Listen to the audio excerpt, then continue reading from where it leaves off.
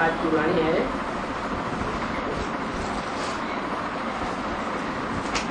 5 मार्च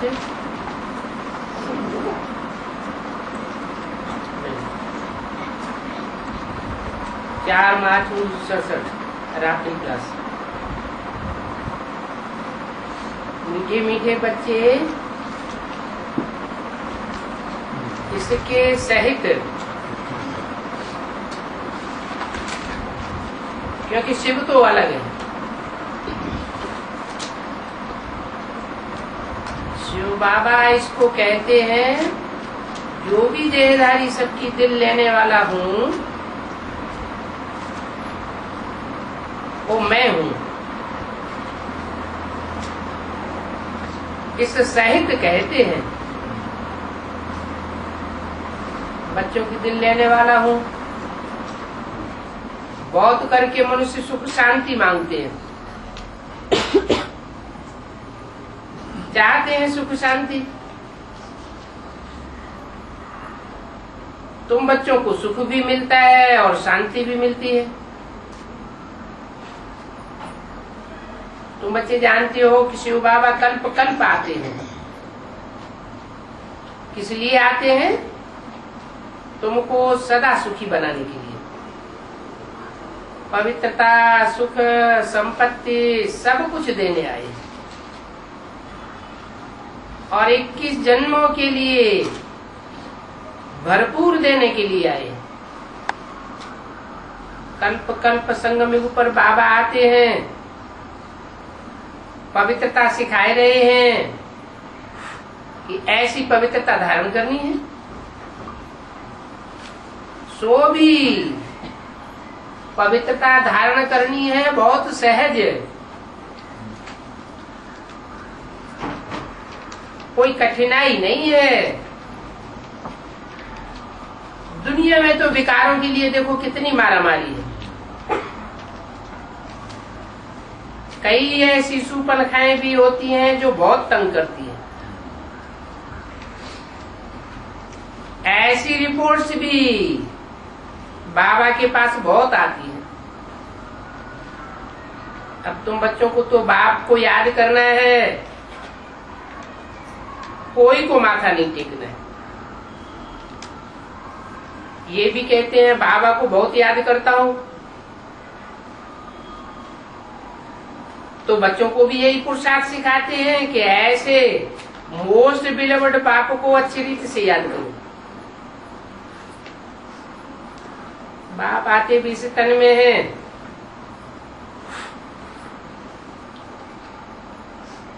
ये त्रिमूर्ति बदल नहीं सकती है।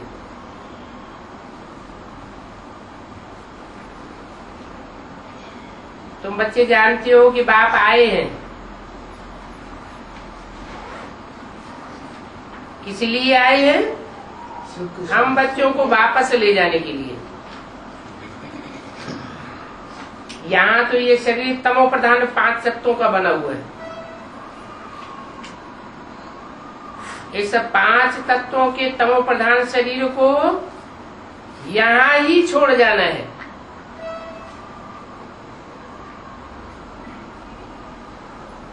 बाप आकर धैर्य देते हैं कि मैं तुमको साथ ले जाने के लिए आया हुआ हूं।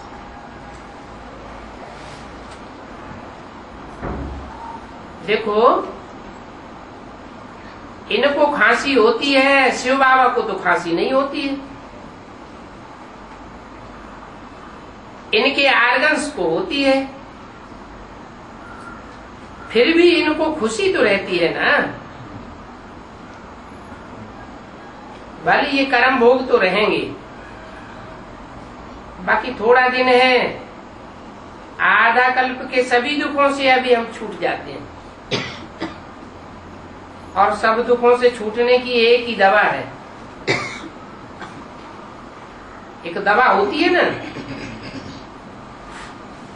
कोई भी रोग हो वो दवा दे देते हैं पानी में बूंद डाल के। कौन सी दवा होती है? अमृत धारा। तुमको अभी बाप से ज्ञान की अमृत धारा देते हैं।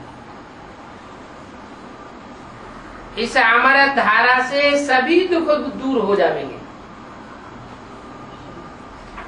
सब दुखों से छूट जाएंगे। क्योंकि बाप ही आकर के हमको राजयोग सिखाते हैं। बाप के याद करने में माया बहुत बिगड़ डालती है।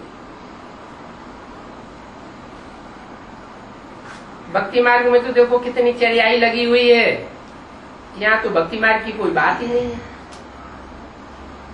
तुम जानते हो बाबा आए हैं वर्षा देने के लिए, कल्प कल्प शिव जयंती आती है और उन शिव का पाठ कल्प कल्प नामी ग्रामी है।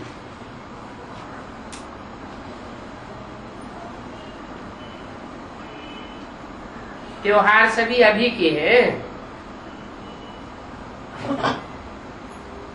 बाप आकर के रावण को सदा के लिए खलास कर देते हैं। सत्ययुग त्रेता में वहां रावण तो नहीं होता है। एक एक बात जो कोई भी तुमको समझाई जाती है वो बातें कोई शास्त्रों में नहीं है। तुम बच्चे जानते हो शिव बाबा ने ब्रह्मा द्वारा हम बच्चों को गोद में लिया है। किसने लिया है? शिव बाबा ने लिया है। और किसके द्वारा लिया है? ब्रह्मा द्वारा लिया है। तो हम खुशी से गोद में जाते हैं। तुम बच्चे ही समझते हो कि बाबा हमको बहुत साहूकार बनाने वाला है। हमने ऐसे बाबा की गोद ली है, बाबा हमको विश्व का मालिक बनाते हैं। तुम बच्चों को ये देखते हुए भी बुद्धि पाप की तरफ तथा वर्षे की तरफ लगी हुई हो। तुम सब श्रीमत पर नई दुनिया की स्थापना कर रहे हो।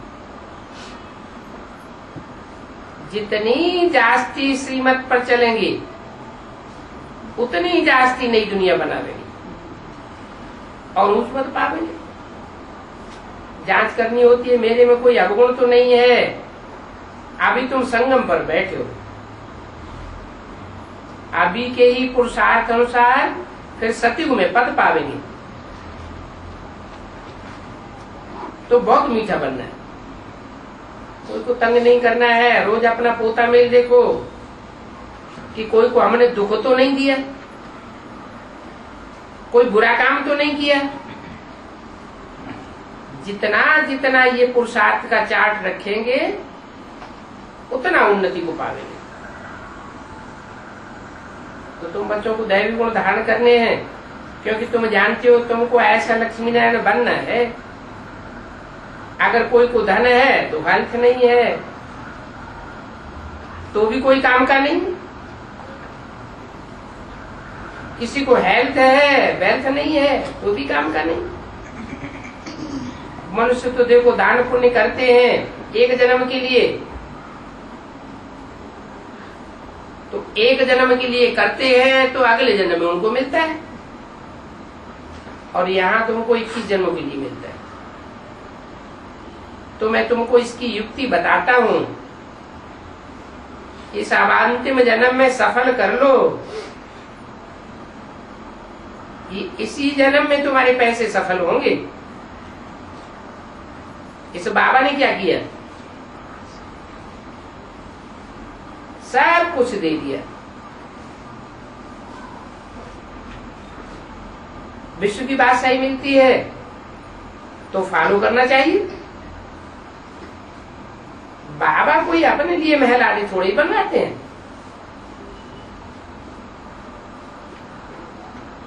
जो कुछ भी है तुम बच्चों के लिए है। कौन सी महल?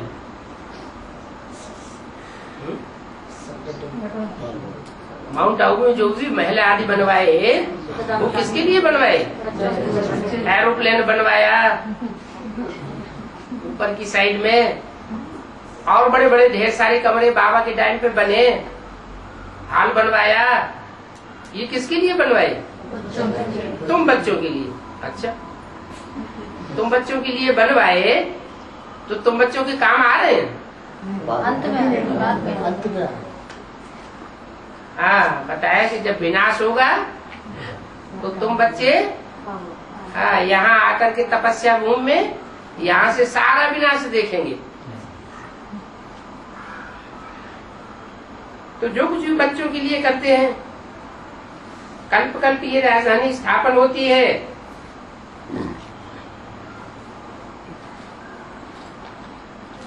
इनको कोई साकार गुरु नहीं है। किनको?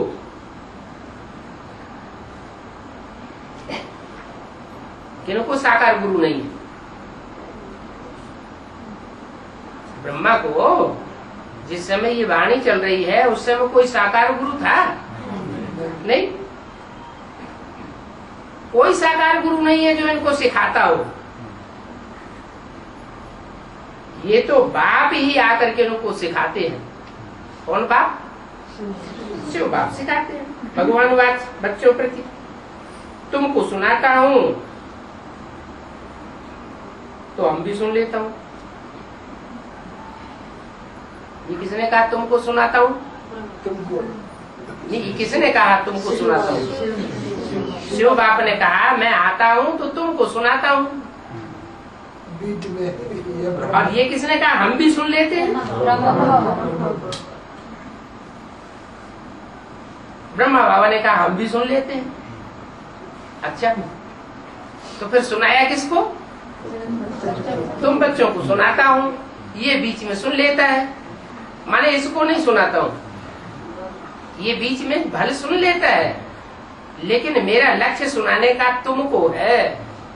माना ये काम पूरा नहीं करेगा, तुम बच्चे काम पूरा करेंगे। पहले तो तुम सुनते हो या हम सुनते हैं?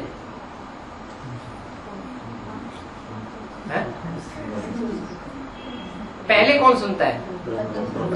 पहले तो ब्रह्मा के अंदर प्रवेश है तो ब्रह्मा ही सुनेगा। तो निमित्त बने हैं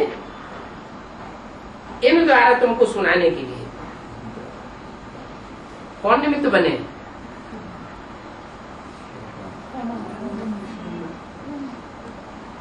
ये ब्रह्मा,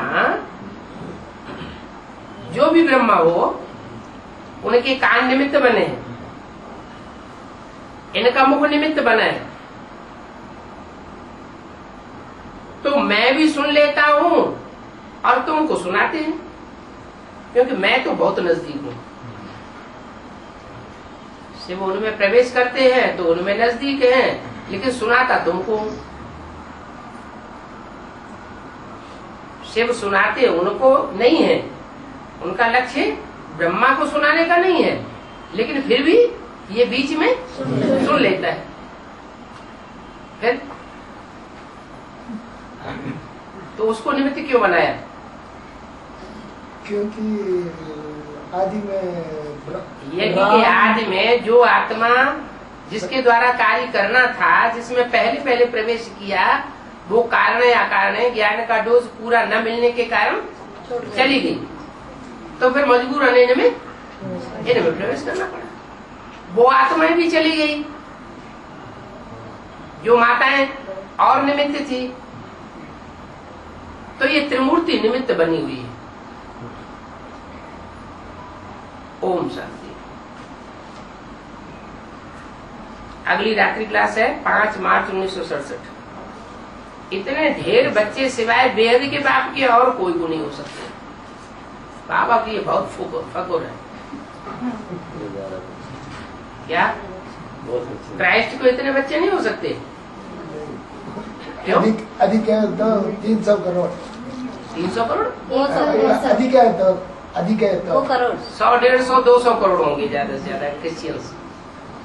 लेकिन बेहद के बाप को 500, 700 करोड़ बच्चे। वेद के बाप 2 हैं। सुप्रीम सोल ज्योति बिंदु तो है ही है, बिंदु बिंदु आत्मा का बाप। उसकी तो चिंता नहीं बच्चों की। कितने बच्चे हैं उसको? अनगिनत। वो गिनती में नहीं आ सकते, अनगिनत। लेकिन जो मनुष्य सृष्टि का बाप है, उसको जितने बच्चे हैं उतने और कोई धर्म पिता को हो नहीं सकते। ये संगम युग का पार्ट ही सुहावना है। और युगों में और धर्म पिताएं आते हैं, उनके आने का युग सुहावना नहीं है। लेकिन जिस युग में बाप आते हैं वो युग बहुत सुहावना है। इस संगमपुर ही तुम सब पुरुषोत्तम बनते हो, है?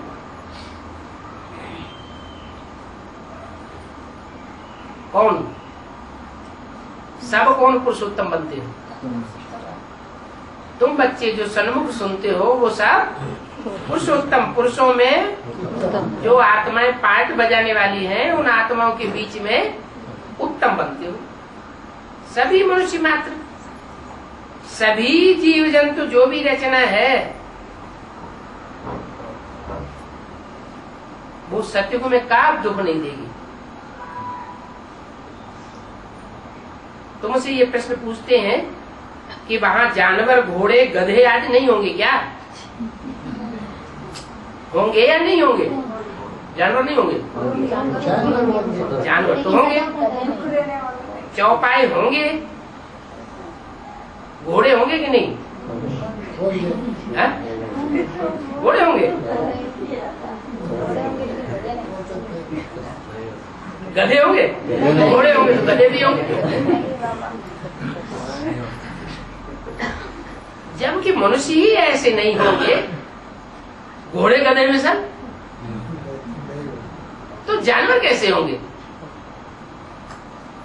जानवर भी अच्छे मीठे स्वभाव वाले और मनुष्य भी अच्छे मीठे स्वभाव वाले होंगे। वहां दुख की कोई बात नहीं।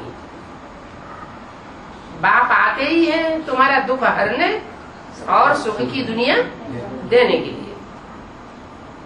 आते हैं सुख का वर्षा देने के लिए।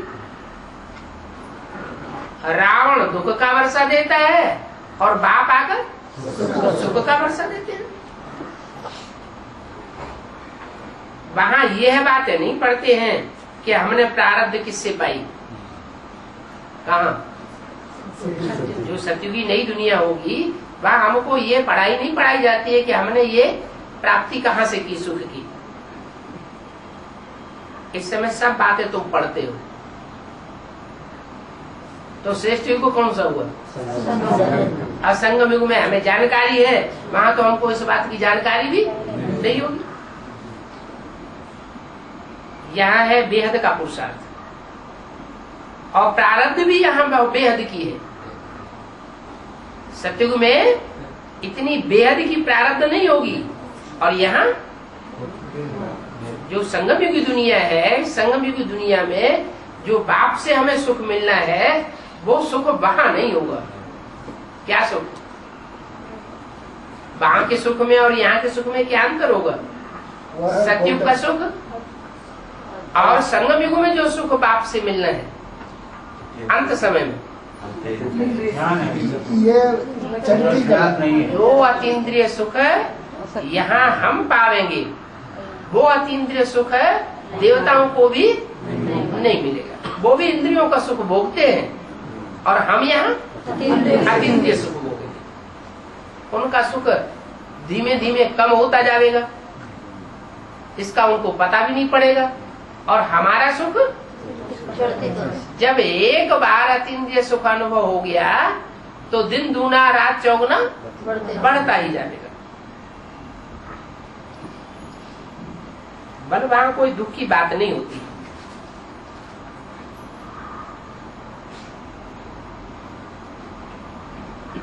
तो वो दुनिया वाले तो हद का पुरुषार्थ करते हैं सुख लेने के लिए,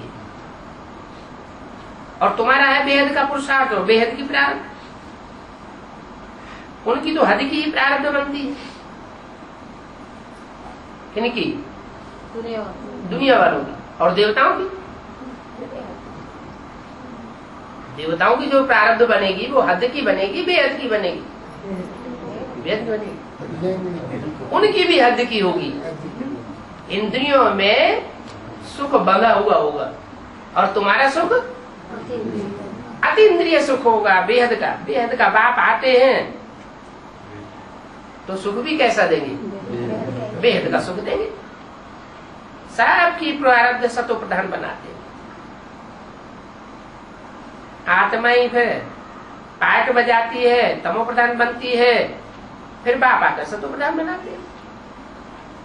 कोई तो बच्चे पुरुषार्थ करते करते थक जाते हैं और हट जाते हैं, कोई फिर से पुरुषार्थ करते हैं। ये अवस्थाओं में फर्क होता रहता है। इस समय तुम्हारे पुरुषार्थ से भविष्य की प्रारब्ध बनती है। बहुत अच्छी प्रारब्ध मिलेगी बाप को फॉलो करेंगे तो। क्या भाइयों को बहनों को फॉलो नहीं करना है? कितनी दादी भी तो ऐसे ही करती है, दादा ने भी तो ऐसे किया, मामा भी तो ऐसे करती थी। नहीं, किसको फॉलो करना है? बाप को फॉलो करना है। अच्छा मददगार बनेंगे अगर बाप को फॉलो करेंगे, बहुत सर्विस करेंगे। मुख्य है याद। बच्चों की याद में ही कमी है, क्योंकि आधा कल्प देह अभिमानी बने तो अभी आत्माभिमानी होकर रहने में मेहनत लगती है। अभी देही अभिमानी बनना है,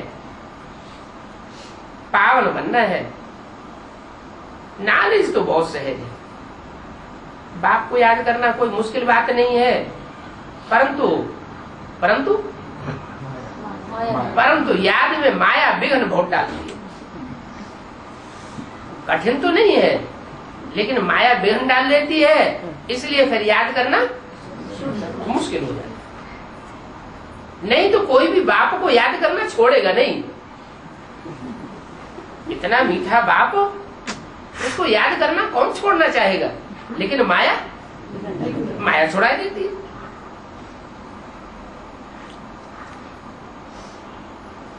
अगर माया बीच में ना आवे तो कोई भी बड़े जोर शोर से पढ़ेंगे, क्योंकि जानते हैं बहुत भारी कमाई होने वाली है, और वो भी जन्म जन्मांतर के लिए।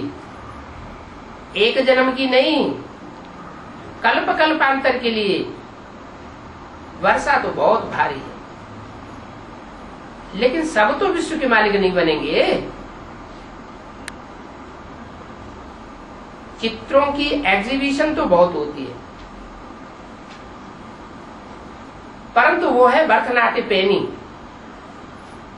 क्योंकि जिन चित्रों की एग्जीबिशन दुनिया में होती है, उनके बायोग्राफी को कोई जानते नहीं, और तुम तो बायोग्राफी को जानते हो। पुराने चित्रों का विलायत में तो बहुत रिगार्ड होता है। वास्तव में रिगार्ड होना चाहिए एक चित्र का। किस चित्र का? है लक्ष्मी नारायण। लक्ष्मी नारायण। तो दो चित्र हो गए। एक चित्र का रिगार्ड होना चाहिए। त्रिमूर्ति में तो तीन मूर्तियां हो गई। ये सीढ़ी। वास्तव में रिगार्ड होना चाहिए एक का, जिस बाप को सभी याद करते हैं। रिगार्ड तीन तीन का या एक का होना चाहिए। एक का जिसको सभी याद करते हैं, उसका रिगार्ड होना चाहिए। सबसे जास्ती दाम वाली चीज दुनिया में कौन सी है?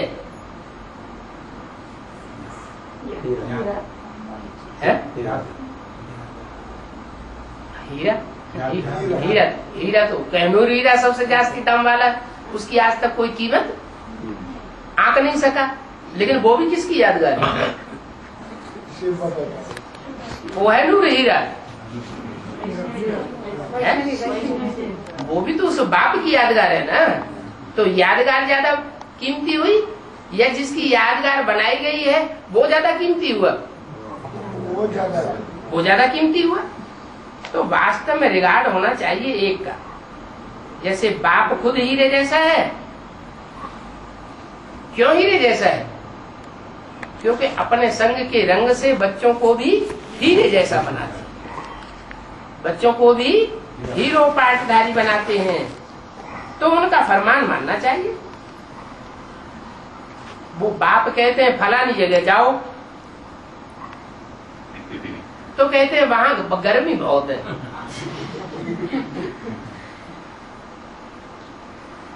यहाँ गर्मी है, वहां सर्दी है। अरे ये तो होगा ही। तुमको मत पर चलना है या सर्दी गर्मी को देखना है?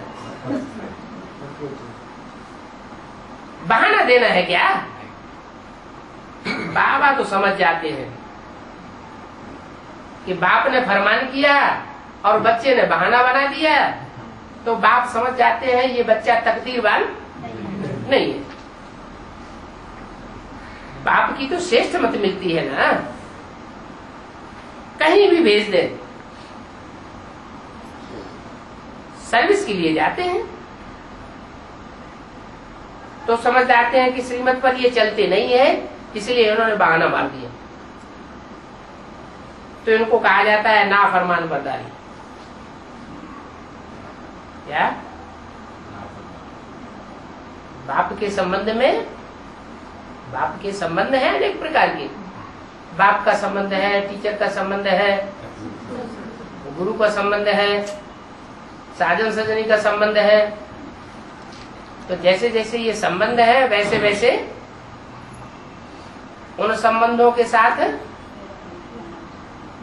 बातें भी जुड़ी हुई है। बाप के संबंध में फरमान बरदार, टीचर के संबंध में ईमानदार, गुरु के संबंध में आज्ञाकारी और साजन सजनी के संबंध में वफादारी। तो ऐसे आज्ञाकारी, वफादार, फरमान बरदार, ईमानदार होते हैं तो वो बहुत ऊंचे पद पाते हैं। अगर नहीं है, इन चारों में से, चार गुणों में से कोई की भी कमी हो जाती है तो ऊंच पद पा नहीं सके। ना फरमान बरदारी बनने से फिर ऐसों का हाल क्या होगा?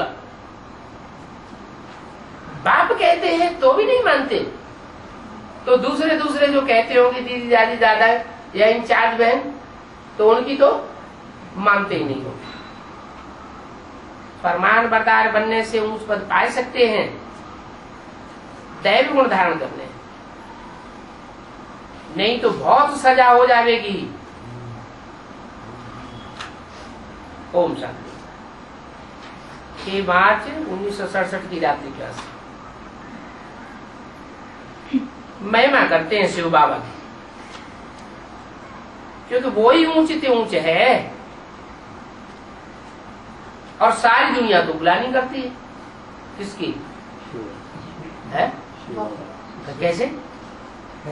शंकर का बात नहीं, वो सारी दुनिया थोड़ी, वो तो बीके वालों की बात हो गई। यहाँ तो सारी दुनिया की बात है। हाँ, सारी दुनिया ग्लानि करती है कि वो सर्वव्यापी है वास्तव में वो इस सृष्टि पर आता है तो एक व्यापी बन के आता है, लेकिन ग्लानि कर देते हैं कि वो सर्वव्यापी है। हम भी तो ग्लानि करते थे, सारी दुनिया के बीच में हमारा भी तो नाम था। सर्वव्यापी समझ करके कितनी ग्लानि करते थे, अभी पहचान कर उनकी महिमा करते हैं। अभी पहचान लिया ना, क्या पहचान लिया है? हाँ, कि एक व्यापी है। एक व्यापी पहचान लिया तो हम ग्लानि नहीं करते हैं। और वो ब्राह्मण, उन्होंने एक व्यापी पहचान लिया तो क्या करते हैं? वो भी ग्लानि करते हैं।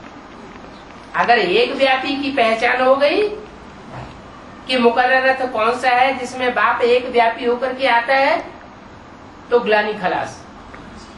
और अगर वो पहचान नहीं हुई है तो क्या करेंगे? ग्लानि ही करते रहेंगे। अभी तुम बाप की महिमा करते हो। बाप जब भारत में आते हैं तो भारत को वर्षा देते हैं,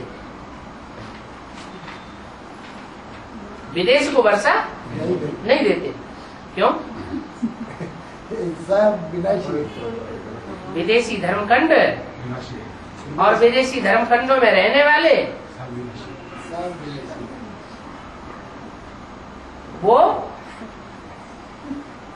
एक व्यापी को समझ लेते हैं पहले या नहीं समझ पाते? समझ लेते हैं लेकिन तिरक जाते हैं। पहले बाप को पहचानते हैं, प्रत्यक्ष भी करते हैं, फिर पूरी पहचान नहीं हो पाती और पूरी पहचान न होने के कारण माया उनको लड़खड़ा देती है। शिव जयंती का अर्थ ही है बाप की जयंती, अर्थात तुम बच्चों के वर्षे की जयंती। बाप की जयंती हुई माना तुम बच्चों के वर्षे की जयंती हुई। बाप की जयंती सो जरूर बच्चों की भी जयंती। जयंती मनाने वाले भारतवासी बच्चे ही ठहरे, दूसरे देशों में बाप की जयंती नहीं मनाई जाती। भारतवासियों को तो क्या, शिव जयंती तो सारी दुनिया को मनानी चाहिए। क्यों? जब उन्हें वर्षा ही नहीं मिलता है विदेशियों को, विदेशी धर्मखंड वालों को, तो जयंती क्यों मनाए? जन्नत में सभी को, जन्नत में सभी कहाँ जाते हैं? जन्नत में तो सिर्फ 10 करोड़ आत्माएं जाएंगी, 500 करोड़ कहाँ जाएंगी? दुख से जुड़ा। हाँ, जो मुक्ति का वर्षा है वो तो सारी दुनिया को मिलता है, चाहे विदेशी हो चाहे स्वदेशी हो। ऐसा तो कोई नहीं जो दुख दर्दों से मुक्ति को न प्राप्त होते हैं। तो सबको शिव जयंती मनानी चाहिए। शिवलिंग को तो सभी मानते हैं ना। तुम अभी समझते हो सबको बाप ने आकर के वर्षा दिया है। सतयुग में है सुखधाम, कलयुग में है दुखधाम। सतयुग में सुखधाम में जाते हैं तो जो सुखधाम में जाते हैं उनके अलावा जो बचे वो कितने बचते हैं? 4.5 लाख। नहीं, सतयुग में सुखधाम में होते हैं। सतयुग त्रेता ये है सुखधाम। तो बाकी जो बचे वो सुख का वर्षा पाते हैं या शांति का वर्षा पाते हैं?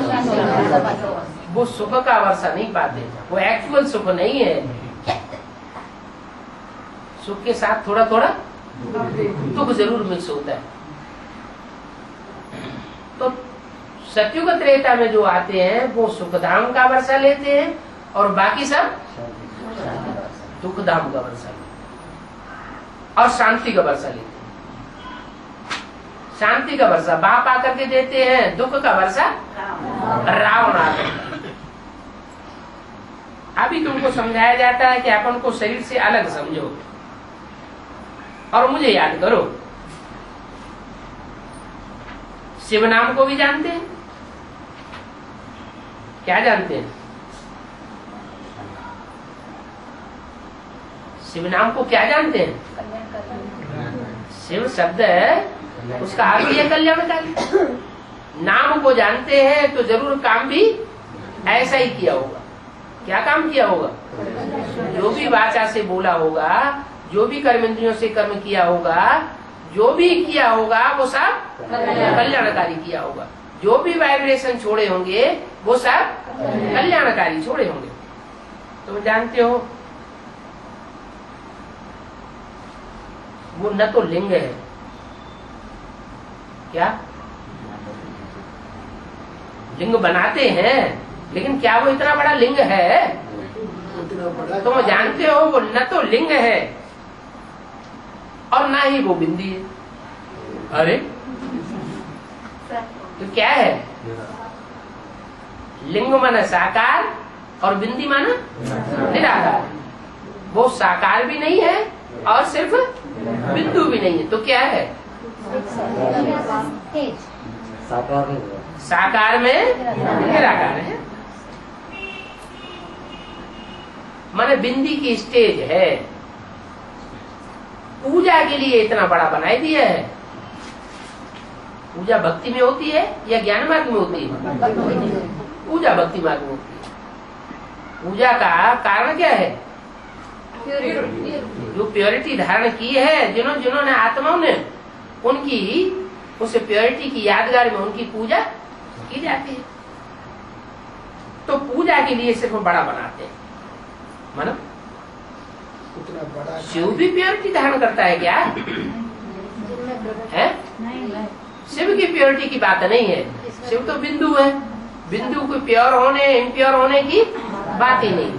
जब बिंदु साकार शरीर धारण करे तो प्योर इम्प्योर होने की बात है। शरीर के साथ इम्प्योर हुआ जाता है, शरीर के साथ पवित्र बना जाता है, शरीर के साथ ही गायन होता है। प्योर, एवर प्योर और इम्प्योर।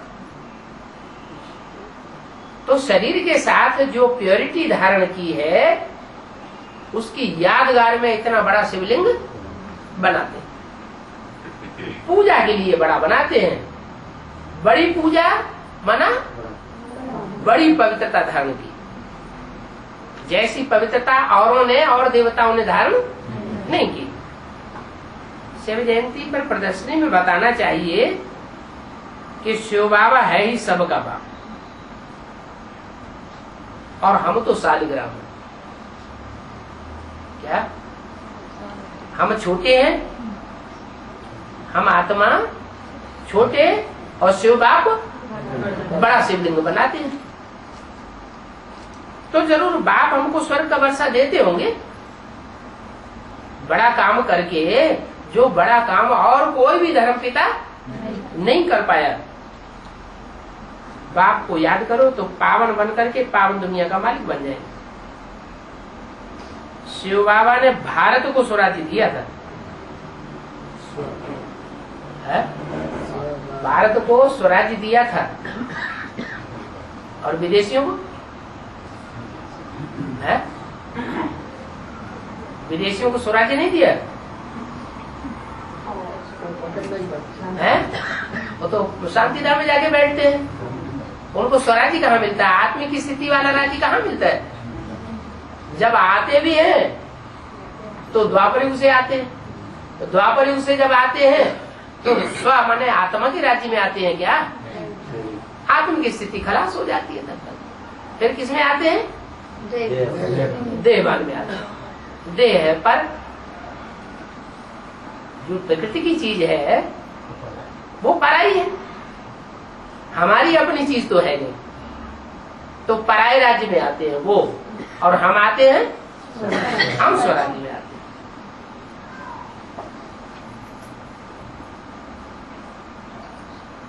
तो शिव बाबा कल्प कल्प आकर के राजयोग ऐसा सिखाते हैं। अब जन्म लेते लेते पतित बन गए। अभी समय तो बहुत कम है। कहते हैं कि देह के सब धर्मों को भूल जाओ और अपने को आत्मा समझ मुझे याद करो। सब धर्मों को भूल जाओ। देह के सब धर्म कौन से हैं? काम क्रोध देह के धर्म है? हाँ, जो भी देहधारी दुनिया में मनुष्य हैं वो कोई न कोई धर्म के हैं। कोई न कोई धर्म पिताओं को फॉलो करते रहे। बाप कहते हैं उनकी धारणाओं को अब भूल जाओ, अपन को पहले आत्मा समझो। ये आत्मा का धर्म कोई नहीं सिखाता। सब जो भी सिखाते हैं देह के धर्म सिखाते हैं। बाप आकर के आत्म की स्थिति में स्थिर कराते हैं। सब की वानप्रस्थ अवस्था अभी है। वानप्रस्थ अवस्था है।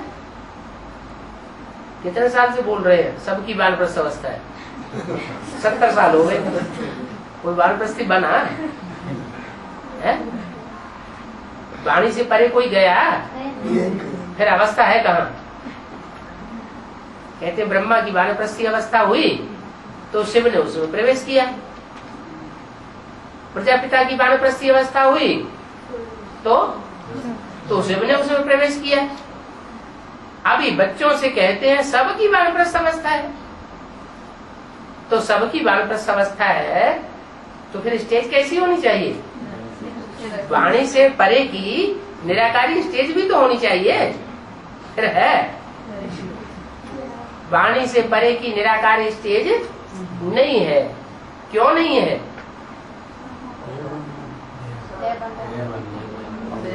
क्योंकि हम बाप के धाम के वासी अभी तक भी नहीं बने।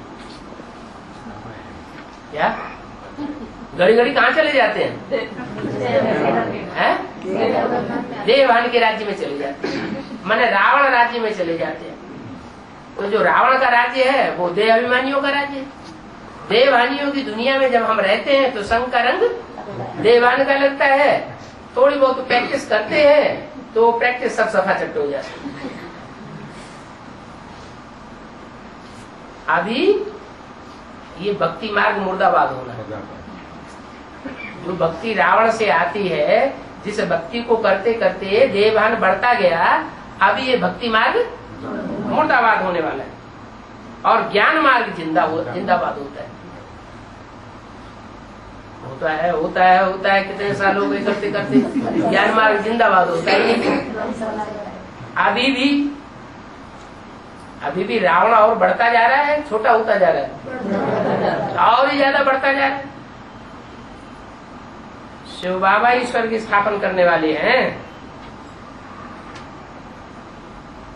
माना।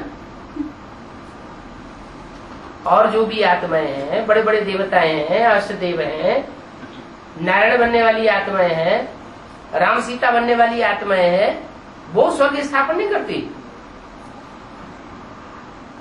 है। शिव बाबा ही स्वर्ग स्थापन करने वाला है। क्यों? और सब माया के परछाई में आ जाते हैं, सब संग के रंग में आ जाते हैं। एक है जिसको संग का रंग नहीं लगता, उसका नाम क्या दिया? शिव बाबा। वो आकर के संगम पर ही राजयोग सिखाते हैं, और कोई युग नहीं है जहां आकर के राजयोग सिखाते हो। तो बच्चों की ये फुरना लगा हुआ है। क्या फुरना क्या लगा हुआ है? लगन क्या लगी हुई है कि अभी संगम युग चल रहा है, फिर और कोई जन्म ऐसा होने वाला नहीं है जहां संगम युग हो। ये फुरना लगा रहे कि अभी हम पुरुषोत्तम संगम युग पर हैं, अभी जितना हम कमाई कर लेंगे उतनी कमाई और किसी युग में नहीं कर सकेंगे। तुम ब्राह्मण कहते हो हम अपनी दैवी राजधानी अभी स्थापन कर रहे हैं, और कोई युग नहीं होगा जहां दैवी राजधानी स्थापन कर सके।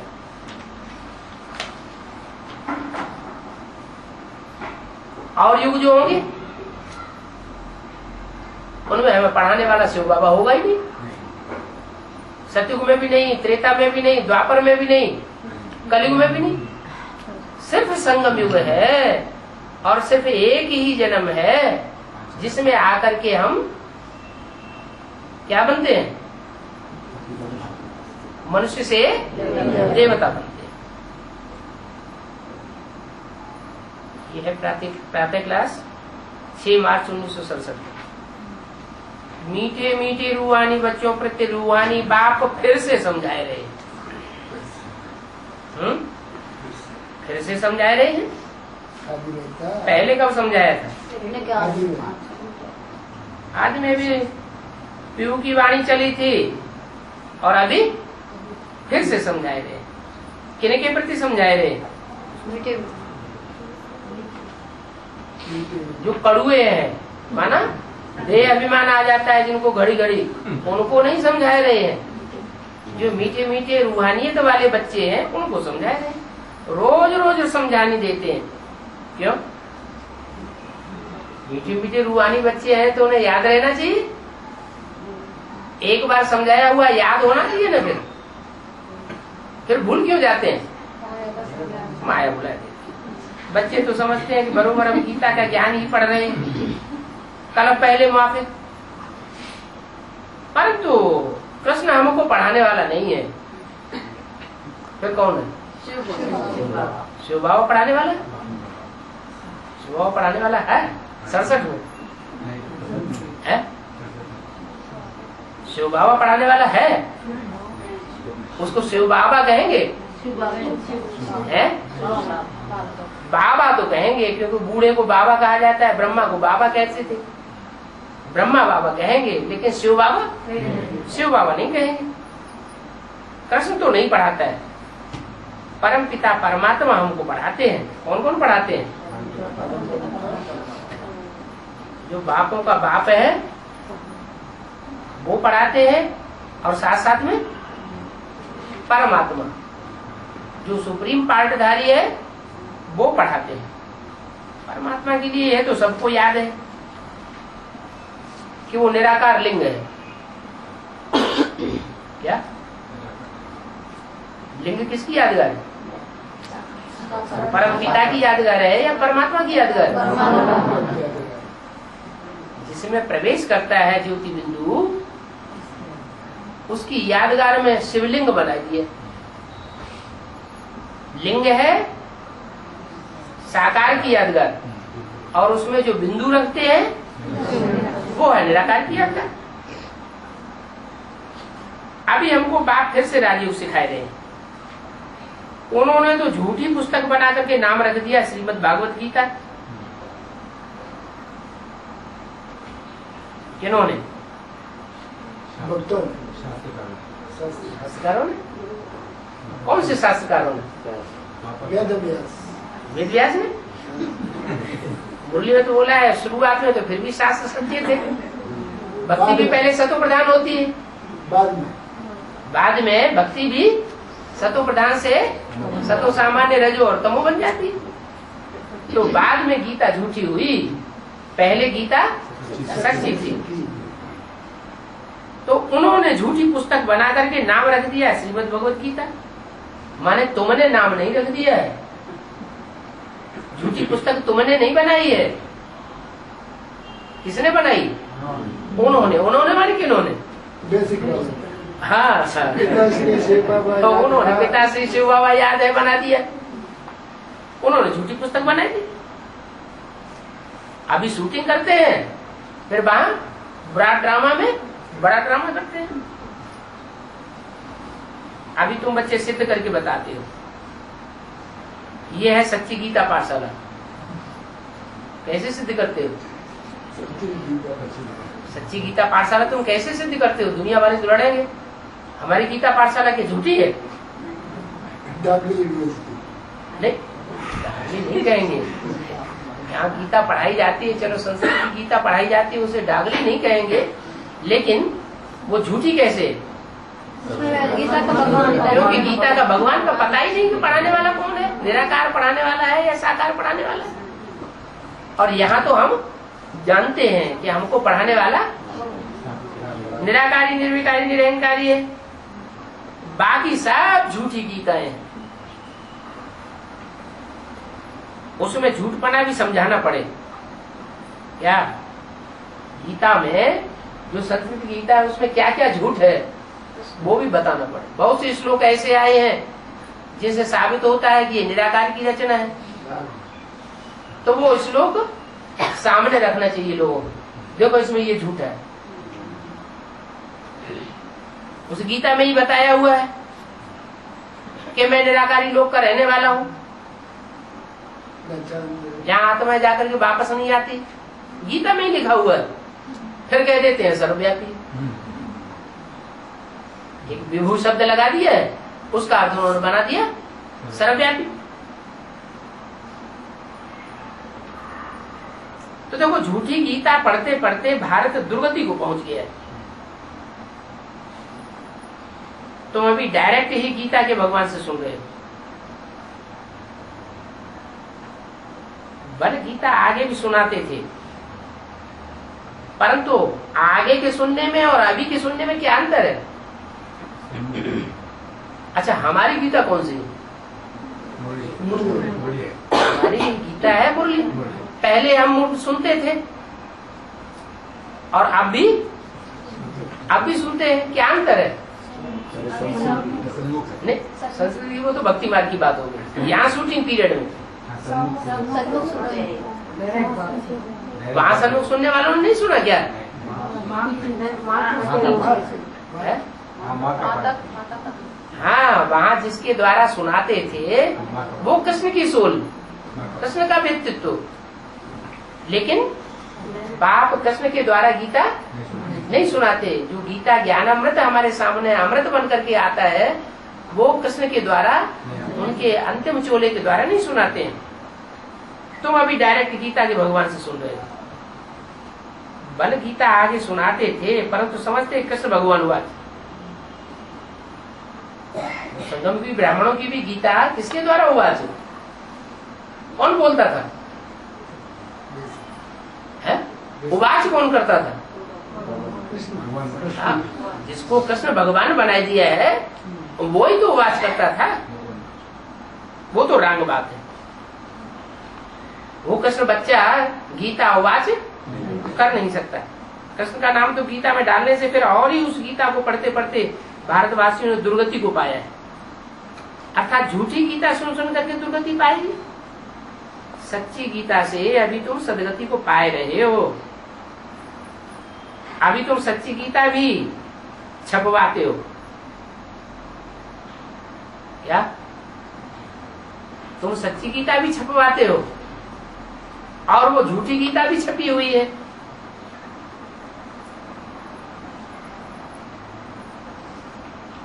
वो सिंधी में भी लिखी हुई है क्या? जो सच्ची गीता है, पहले 500 कापियां निकाली गई थी, उसमें सच्चाई नहीं है, और तुम्हारी सच्ची गीता में सच्चाई है। परंतु जो सिंधी में भी छपाई गई थी वो भी उतनी क्लियर नहीं है जितनी हमारी गीता क्लियर। माने सिंधी में जो भी छपाया गया था, ये जो मुरलियां छपती है वो तो बहुत डिटेल में है और बार बार उसमें रिवीजन आता है। एक एक बात बार बार रिपीट की गई है। लेकिन वो जो गीता छपाई गई थी सिंधी में, उसका हिंदी अनुवाद भी छपा है, तो उसमें बार बार रिवीजन एक बात का नहीं है। तो बोला सिंधी में भी लिखी हुई, परंतु उसमें इतनी क्लियर नहीं है जितनी क्लियर अभी तुम सुनते हो। माना वो जो झूठी गीता है उसमें हर बात का हिज्जे हिज्जे करके समझानी नहीं होती है, और तुम जो गीता सुनते हो उसमें एक एक बात की गहराई तुमको समझ में आ जाती है।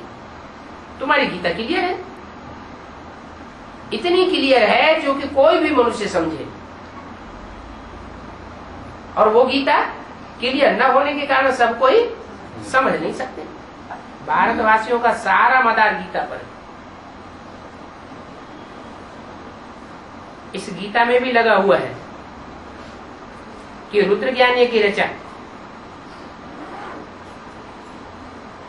ये यज्ञ भी है तो गीता पाठशाला भी है। क्या रचा? रुद्र ज्ञान। शिव ज्ञान यज्ञ क्यों नहीं? उसका नाम शिव ज्ञान यज्ञ क्यों नहीं दिया? क्योंकि शिव तो बिंदी का नाम है। बिंदी बिंदी गीता नहीं सुनाई सकती। वो बिंदी जिसके द्वारा गीता सुनाती है उसने आदि में भी रौद्र रूप धारण किया था और अंत में भी रौद्र रूप धारण करता है। कितने साल हो गए सुनाते सुनाते? 70 साल हो गए। एक कान से सुनते हैं, दूसरे कान से निकाल लेते हैं। तो नहीं सुनते हैं और वो सुनाते ही रहते। तो आखिर में फिर क्या होता है? फिर विकराल रूप धारण कर लेते हैं। तो जब विकराल रूप धारण करते हैं तो जो बाप के बच्चे हैं, जो बाप से डरने वाले हैं, वो अलर्ट हो जाते हैं, और जो देह अभिमानी है वो नहीं होते। इसका रुद्र ज्ञान यज्ञ नाम दिया हुआ है। तो ये यज्ञ भी है और गीता पाठशाला भी है। ऐसे तो यज्ञ में पाठशाला नहीं होती है। जहाँ जहाँ यज्ञ रचते हैं वहाँ कोई पाठशाला थोड़े खोलते हैं, और यहाँ ये ज्ञान यज्ञ भी है और इसमें पाठशाला भी है। कब कब यज्ञ रचते हैं तो उसमें बहुत शास्त्र रखते हैं। बड़ा रुद्र एक रचते हैं, उसको हवन भी कहते हैं। क्या करते हैं? सामग्री ढेर सारी स्वाहा करते हैं। यहाँ भी क्या करना है? यहाँ भी देह और देह सहित जो भी इस दुनिया की सामग्री है वो सब स्वाहा करनी। स्वाहा करना माना हवन करना। और फिर सभी शास्त्र बैठ झूठे सुनाते हैं। वो रुद्र के रचते हैं, उसमें झूठे शास्त्र बैठ सुनाते हैं। इन सब में मूल है गीता। जो भी शास्त्र सुनाते हैं उनमें मुख्य गीता को रखते हैं। सर्वशास्त्रमयी शिरोमणि श्रीमद् भगवद गीता गाई हुई है। तुम अर्थ भी समझते हो कि सब शास्त्रों में शिरोमणि कैसे है।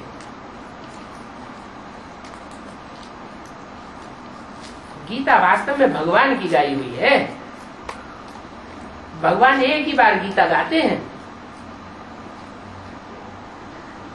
बाकी जो भी शास्त्र हैं वो कोई भगवान के नहीं है।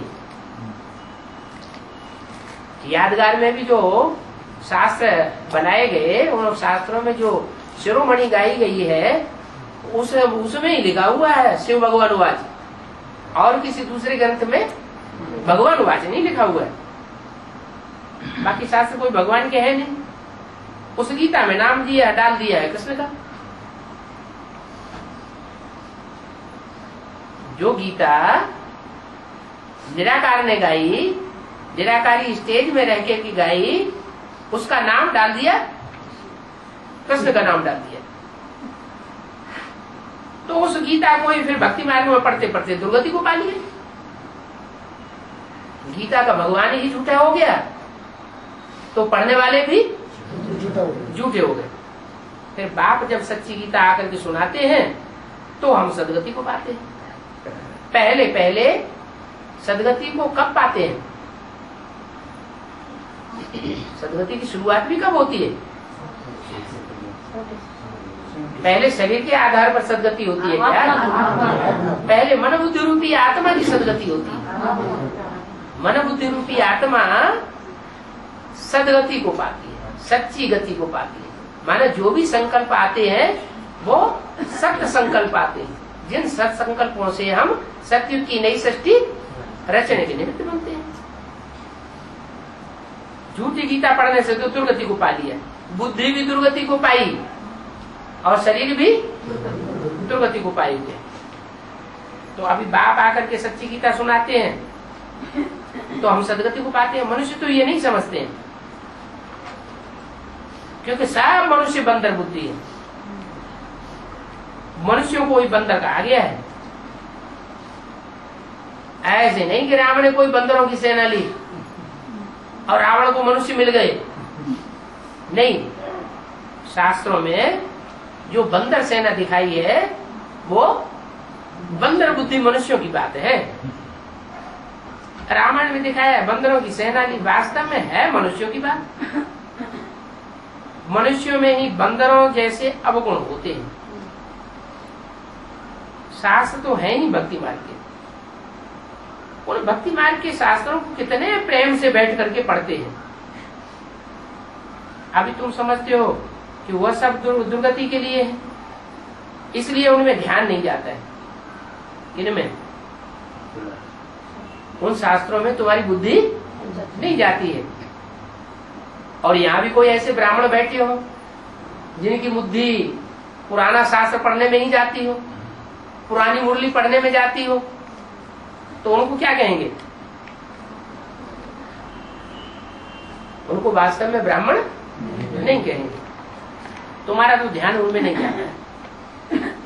बाप जो सर्व का सदगति दाता है उनको ही याद करना है। गीता भर पढ़ते आते हैं, परंतु रचयिता और रचना को न जानने के कारण नीति नीति कर दिया है। सच्ची गीता तो सच्चा बाप ही आकर के सुनाते हैं। ये विचार सागर मंथन करने की बातें हैं क्या? कि झूठी गीता मनुष्य सुनाते हैं और सच्ची गीता सच्चा बाप आकर के सुनाते हैं। जो सर्विस पर होंगे उनको अच्छी रीति ध्यान जाएगा कि किस प्रकार मनुष्यों को अच्छी रीति समझावे। तीर ऐसा डालो जो मनुष्यों को पूछना पड़े कि अरे ये तुम क्या कहते हो। सीधा बताना है कि कृष्ण भगवान आज की गीता पढ़ते पढ़ते भारतवासियों ने दुर्गति को पाया। क्या कृष्ण उर्फ ब्रह्मा के द्वारा जो गीता उवाच की गई उसको पढ़ते पढ़ते जो भी ब्राह्मणों की दुनिया के मनुष्य हैं वो सब दुर्गति को पाएंगे। शिव भगवान बात की सच्ची गीता पढ़ते पढ़ते अब हम सदगति को पाते हैं। ऐसे सीधे सीधे बताओ, सीधे सीधे अक्षरों। ओम शांति।